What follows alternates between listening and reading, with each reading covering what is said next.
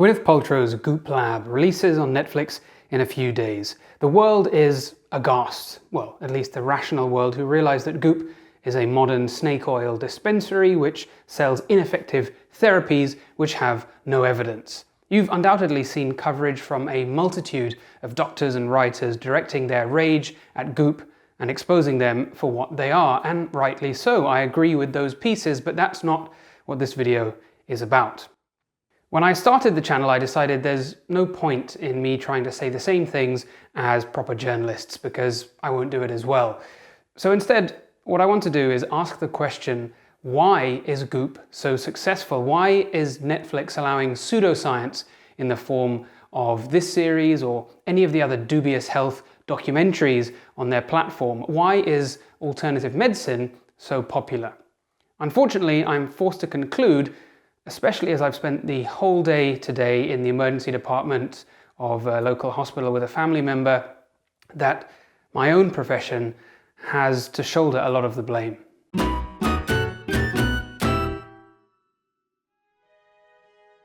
Alternative medicine, which is often now rebranded as wellness or complementary medicine, I feel this episode's really going to give my fingers a workout, isn't it? Has been around as long as illness itself, but until the modern era, it was all alternative medicine. It was a shot in the dark. Doctors might have told me to drink some mercury, drain out a pint of my blood and cover myself in leeches. No thanks, I'll take my chances with the shaman that waves a rooster over my head. It'll do about the same amount of good. But in the last couple of 100 years, medicine finally started discovering and inventing treatments that worked. In the 20th century alone, we have seen incredible advances in the prevention and treatment of diseases like vaccinations, antibiotics, immunotherapy, primary angioplasty, transplants, anesthesia. Life-changing and life-saving things. So why are the quacks and the goopists still enjoying a roaring success? In fact, why are we seeing a rise in the adoption of alternative medicine? Why is the wellness industry valued at $200 billion? Because modern medicine is failing people. Make no mistake, Goop operates exactly the same way as anti-vaxxers and naturopaths, by sowing seeds of doubt in conventional medicine. But that approach only works because medicine gives the quacks so much ammunition. Now, some of this is through no fault of the people working within medicine. Doctors and scientists are, for example, often unable to make definitive statements about things. That's how science works. As a profession, we've perhaps failed at communicating the fact that uncertainty is not necessarily a bad thing. It means we're continually challenging our own beliefs. We may not say, hey, this is guaranteed to work, but more something like, well, there is some evidence that this may be beneficial in a certain group of people. However, celebrity influencers have no problem being absolutely definitive in their endorsement of a coffee enema or a detox tea, or their belief that their son got autism from a vaccine.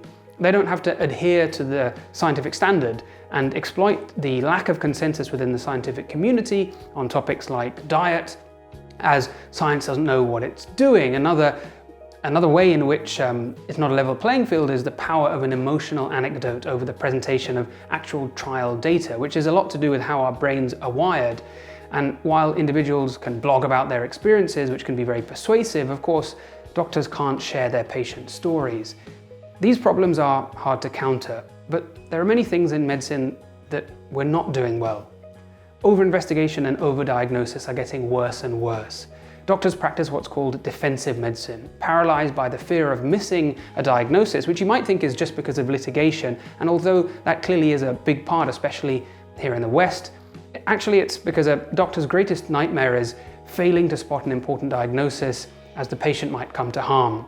And so they send off test after scan, after scope, after specimen, exposing the patient to often unnecessary and perhaps greater risks than they would have got otherwise. They're not doing this out of incompetence or some nefarious motive, but the whole system is geared towards testing. I work in the UK where I don't get any extra money for doing extra tests, but yet the same practice happens here. And the result of over-investigation and people being extra cautious is patients being labeled with inconclusive diagnoses and ending up having treatments and operations they might never have needed in the first place. I'll do a video on just that topic sometime. Doctors are under pressure to see more and more patients, meaning they spend less and less time with them, when often all that's needed is a proper chat and reassurance instead of the prescription of a pill. What makes it even worse is the doctor's eyes might be fixated on their computer screen instead of on the patient. Doctors themselves cite electronic health records as one of the main reasons they no longer enjoy their jobs. They can't concentrate on the whole reason they went into medicine, their patients, lest the hospital come down on them like a ton of bricks for not clicking all the requisite boxes on the computer. When a holistic healer can spend 30 minutes listening to a patient, is it any wonder the person derives a better experience from them, even if the magic beans that they've been sold are completely useless?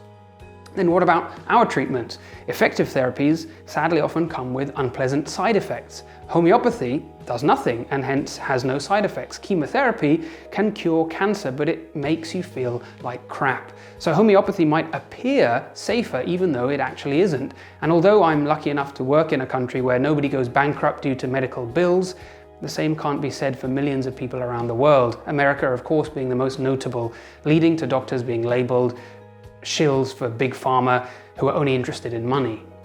Goop is clearly aimed at women who have historically been poorly treated by medicine. Other groups have also been particularly badly served by medicine, like those with chronic pain, for example. Unfortunately, it can be very difficult to treat that condition, and with limited options, often opiates are prescribed, which has in part led to the devastating opiate crisis. It's hard to blame desperate people from seeking out other options. I know many of my medical colleagues have anger directed at Gwyneth and her goopy minions, and they should. I do too. But her success is a symptom of our shortcomings. I'm not trying to portray myself as above any of this. I'm no different to any other doctor, but we're individuals. We want to do better, but the system makes it hard, and I think it's getting worse. Many things are out of our control, like when pharmaceutical companies don't release complete data on a drug or a device company on their device. We're just as in the dark as you. If you've watched this far, let me give you one take-home message. I've highlighted just some of the many problems affecting modern medicine, but the solution is not to turn to quacks like chiropractors or snake oil peddlers like Goop. While medicine isn't perfect, it's still the best and safest option for any serious health condition. Alternative medicine is not harmless. Remedies that aren't subject to safety testing, like normal medications are, land people in hospital or worse, the mortuary every day. But worst of all, alternative medicine lulls people into a sense of security that they're doing something about their health, and that can mean they neglect the opportunity to receive actual medicine. And study after study shows that these people die sooner. I'm not going to tell you whether to watch the Goop Lab or not. The reviews are out and about what I expected, lots of mumbo jumbo about energy healing and psychics, but also accounts from people about how the conventional medical system in America, as far as I can tell, has failed them. There's an episode featuring Wim Hof and his method of breathing exercises and cold exposure, something that I've made a video on myself and tried extensively, which actually has a bit of science to talk about. So I'm hoping that they will avoid the woo that's often overlaid, but I'm not holding my breath. The very existence and success of companies like Goop depend on an anti-science, anti-intellectual, hocus-pocus standpoint, just like flat earthers. They're based around naturalistic fallacies like the appeal to ancient wisdom and emotive anecdotes instead of evidence. They reject the scientific model, the very thing that has extended life expectancy by 40 years in the last century and seen millions of children's lives saved, but they readily adopt science-y sounding language to appear credible. Buzzwords like microbiome, stem cells, regeneration are all thrown around. They want it both ways. They want to attack science for not having all the answers, but they clothe themselves in the robes of scientific respectability with their language.